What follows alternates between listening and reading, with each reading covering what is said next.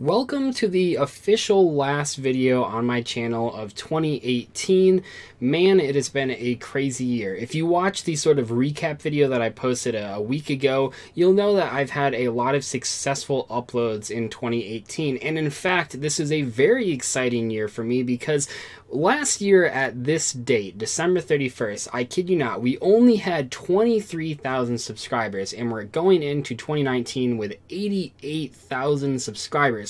That is a net gain of 65,000 new fans of my content, and that just blows my mind. You know, compared to all of YouTube, that's not that big of a number, but compared to YouTubing, that puts us as the second highest or second most subscribed channel of 2018, and that just is crazy. Like, I never thought it would get this big, and I'm just so excited to be in this position to where I can make the content that I want to make that you guys also enjoy. Bragging aside though, we do have some changes going forward. You know, first off, I do want to mention I'm really trying to hone in mostly on discussion content videos.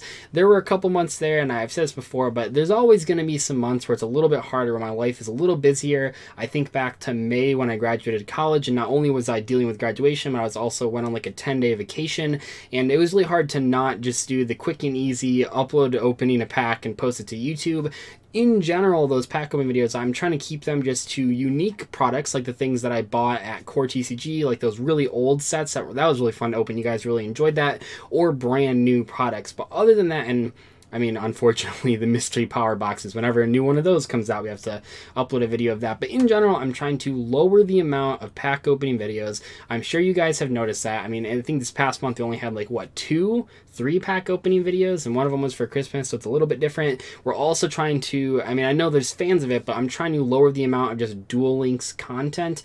It seems like people just don't really like those videos that much. I mean, there is like a fan group out there willing to watch those, but I think going forward, if I'm going to make Duel Links videos, the types of videos I want to make are the ones like Wall Disruption shouldn't be good, or Fur Hires shouldn't be good. Those types of videos where I can sort of incorporate TCG and Duel Links ideas into one video, or like that Spellbook video where I uploaded a profile talking about the Duel Links version versus the TCG version. That's the type of content that I want to make if I'm going to talk about Duel Links going forward, although in general the live streams will probably still mostly stick to Duel Links just because there isn't really a good online platform for the TCG. They all have their issues, but I've already talked about that in another video. The other big change that you guys will notice tomorrow is that I'm going to change my channel avatar.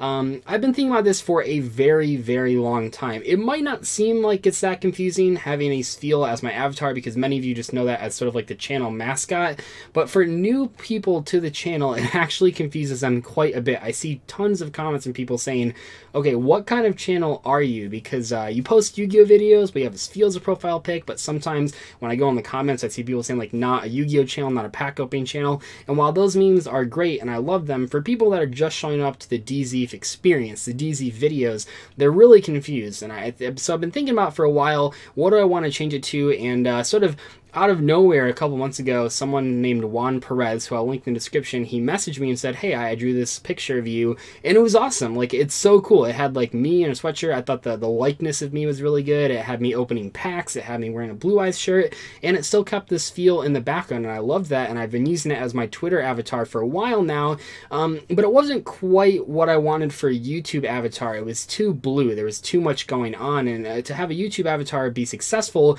you really need it to stick out, especially when it's a really small image. Like when you look at mobile devices, you don't really get a huge area to see what that channel avatar needs to be, so you need to have it immediately recognizable. And even though that had some great incorporations into that thing, like the light sworn like thing in the foreground, I thought that it wasn't good enough for YouTube. I thought that it wasn't contrasting enough for like a YouTube avatar. So I messaged him back a couple weeks ago and asked, could you maybe make this with different backgrounds and take out the light sworn foreground thing?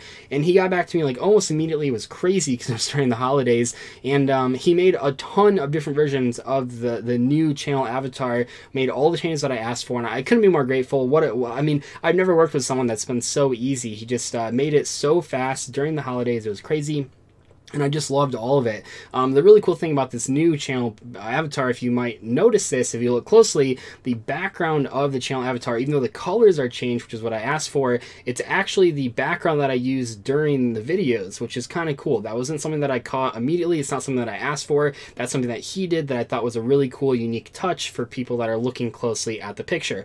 As far as which color I'm going with, at the moment, at the moment of filming this video, I'm leaning towards like green or purple, but I think in hindsight, I might just change it up every couple months. Maybe every 3 months I switch to a different version of the avatar, because the main focus, me and then this feel in the background, those will always stay the same. It's just like sort of the background behind all that stuff. That's the thing that's going to change every once in a while if I want to. Otherwise, we're just going to stick with one of the ones that I was more of a fan of, like green, purple, or even the orange one. I just love them all. They're so good. Juan, you did such a fantastic job with that avatar.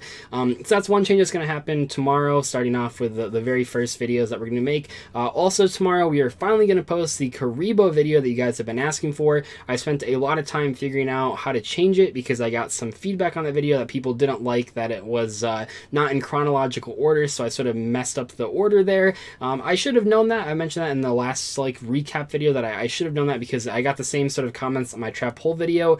So I'll just post all of the Kuribohs in one video so we can see them all in chronological order. It's going to be a little bit longer. I won't spend as much time talking about the ones that we've already covered previously, but I've thought about it, and I think that that's the best way to do it instead of just doing a normal part 2 and pretending like nothing's wrong with the format. Anyway, though, that's pretty much all I have for today's update video. Thank you guys so much for a fantastic 2018, and I look forward to 2019, where we will hopefully hit 1K or 100K subscribers in the first couple months. I think that will be a fantastic way to start the new year. I'll see you guys later, though. Thank you so much for watching. Goodbye.